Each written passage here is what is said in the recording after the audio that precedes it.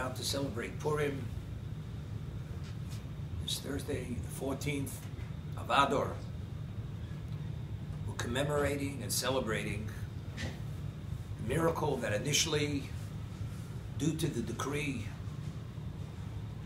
that was issued by Haman, who was the head of the Amalekites. This is the nation who lives and has vowed to eradicate God's presence from this world. The Jewish people being his chosen people, he had issued a decree with the authorization of Ahasuerus, the Persian king, to annihilate every man, woman, and child from the face of the earth. And since Ahasuerus ruled the world supreme, this decree touched upon all the very farthest outposts in existence. There's nowhere any Jew could escape to. The last moment, Haman was destroyed, his family was destroyed, and the Jews were given permission by Ahasuerus, the Persian king, for a day, the 13th day of Adar, to destroy our enemies. The members of the Shushan community, which was the capital city of the Persian Empire, were given an additional day to avenge what the Amalekites had planned to do. So they killed the Amalekites an additional day. Therefore,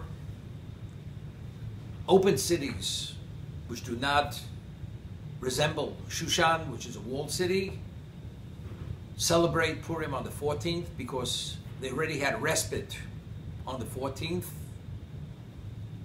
So therefore we celebrate Purim with the reading of the Megillah, with gifts to one another, food, gifts of food, Mishloach Manos Ish L'Re'eu, Matoris Levionim, giving alms to the poor, and Sudas Purim, and feasting, the Purim feast.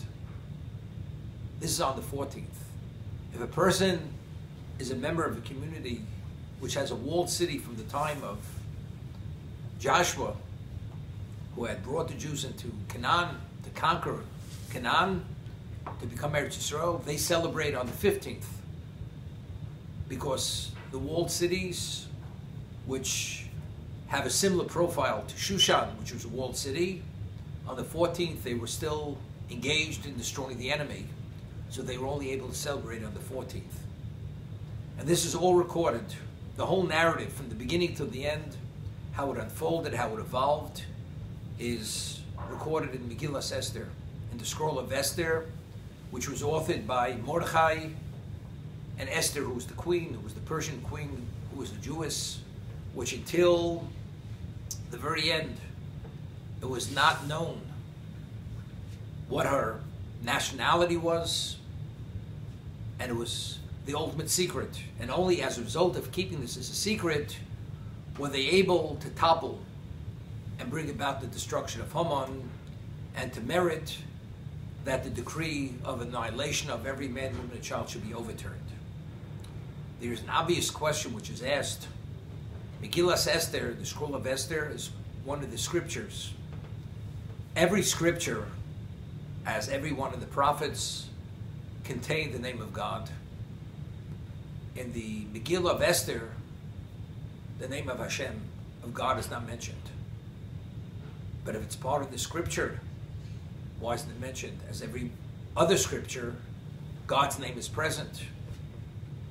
So one of the answers which is given, we read in the Torah that when the Jews will go into exile, God says, Anochi haster aste ponai, I will go into concealment. Meaning, although of course there's no aspect of existence would exist unless God wills it, but his presence will not be obvious. God will be orchestrating every moment of existence from behind the scenes. He will not be overtly obvious. This is part of the exile. Esther was called Esther because that was alludes to God is in concealment, concealed. So the miracle of Purim was not a revealed miracle as the miracles which we experienced in Egypt, or as the Mishnah tells us that there were 10 miracles that took place every day one was able to witness during the temple period. This is miracle which is cloaked in nature. One does not see, and is not obvious to see the hand of Hashem in nature. And since this is the context in which the miracle evolved and transpired, therefore, intentionally, Mordechai and Esther, who were the authors of the Megillah, they omitted the name of God to emphasize this point, that despite that Hashem was not obvious, God was not obvious, nevertheless, after experiencing the totality of the experience from beginning to end, it was blatantly clear and undeniable that this miracle was only able to come about due to God's intervention from behind the scenes to save the day and the moment that we were able to destroy our enemies.